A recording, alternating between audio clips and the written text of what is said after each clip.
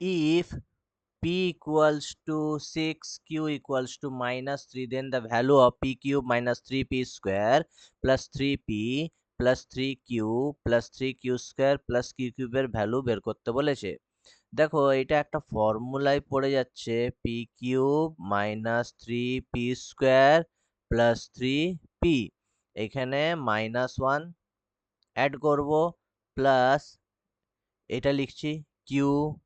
Cube plus 3q square plus 3q plus 1, এই -1 plus 1 কেটে যাবে, তাহলে এটা কি ফর্মুলা বসছে, এটা p -1 এর whole cube plus Q plus 1 এর হোল কিউব। তাহলে পি এর ভ্যালু বলে দিয়েছে কত, 6,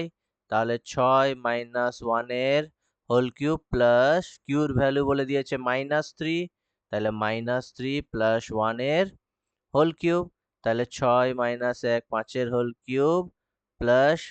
এখানে -3 প্লাস 1 হচ্ছে 2 এর -2 এর হোল কিউব, তাহলে 5 এর হোল কিউব 125, -2 এর হোল কিউব হচ্ছে -8, এখানে প্লাস আছে মানে -8 ইকুয়ালস টু 117, তাহলে অ্যান্সার বেরিয়ে গেল 117। ঠিক আছে।